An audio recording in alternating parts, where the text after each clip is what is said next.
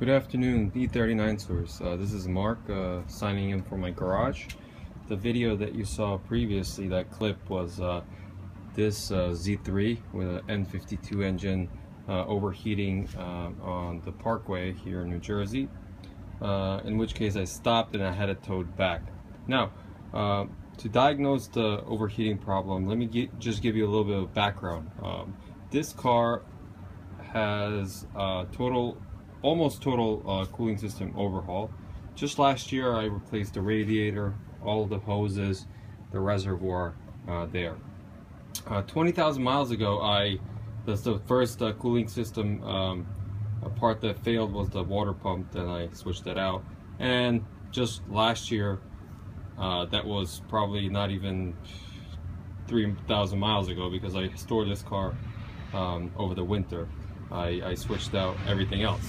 So during my wait for the tow truck, I did some diagnoses, and I noticed that this pipe, this hose was scorching hot, and then the lower radiator hose, which let me show you. So the lower radiator hose was cold, almost cold.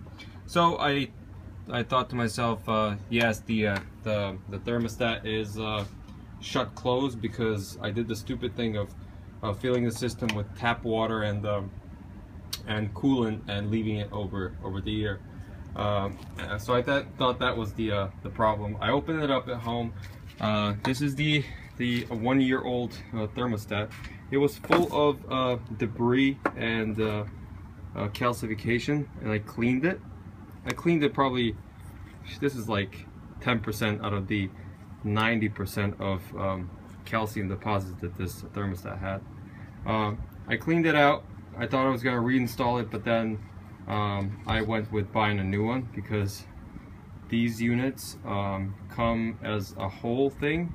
You cannot just buy the thermostat, and good luck if you take out the thermostat and clean it, and good luck putting it back where it belongs on these clips. So this is garbage. So I ordered a brand new thermostat bare and a thermostat housing, installed it. I flushed the system with distilled water and coolant, and the car was still overheating. So then I needed to get it back here and diagnose what the problem is. What I found from my diagnoses is first of all, I did a newspaper test to the fan clutch, and I found out that the fan clutch is shot. This is the original one. This is one of the parts that was not changed with the overhaul, because when my originally when the water pump failed 20,000 miles ago, the bearing of the original pump seized and kind of like broke everything. This fan got broken into the radiator, and it was, my shroud broke and everything. So I just changed the fan and not necessarily the clutch back then. I was a poor college student back then. Anyway, so that was 20,000 miles ago. I changed the water pump with what was supposed to be a Bosch water pump, and I will get into it a little later.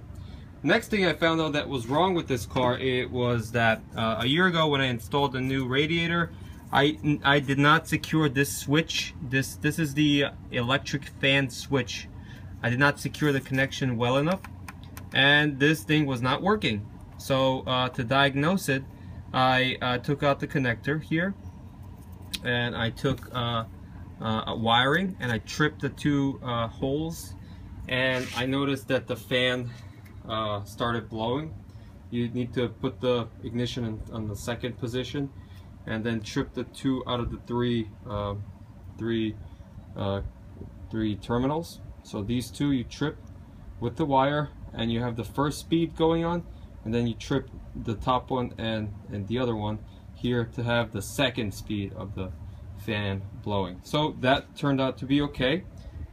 Next test that I ran for this was the actual switch. This switch activates when the water in the radiator is 90 degrees Celsius, and the second speed activates when it's 93 degrees Celsius. So what I did is I pulled out this switch, and I had a heat gun, and I started heating it up.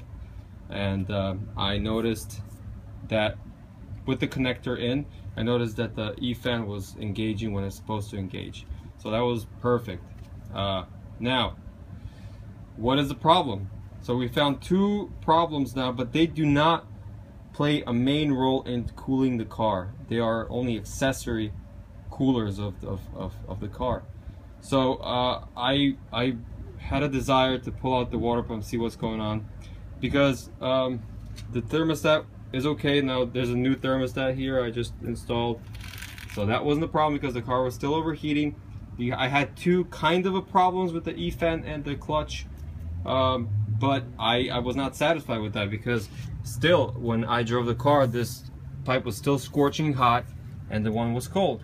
So I pulled out the water pump. This, what was supposed to be a Bosch water pump that I bought online, turned out to be crap. So as you can see, this plastic impeller was broken into the car, and this thing was spinning freely without pushing any water. So that's it. This is you know, you get what you pay for, I guess. So this is I shouldn't say cheap, but it's a eBay part. It's supposed to be a Bosch water pump with plastic impeller. Broke with only, to be exact, 18,000 miles of driving. I did have a noise in the car that I was wondering where was it coming from in the morning when I was driving, and when I was driving for the first time. I heard a swishing noise, and that swishing noise, I believe, was water going through these cracks here. So later on, I discovered that this is broken. Since then, just now I ordered bare clutch, fan clutch, and a Graf water pump. As you can see, this water pump has a aluminum impeller, and is from what from the reviews I read, is probably the best aftermarket water pump you can buy for these cars. I also ordered this brass screw for the expansion tank. Alright, so now I'm gonna get to work, and I'm pretty sure I'm gonna solve the problem. Now I'm just gonna drop this new water pump in and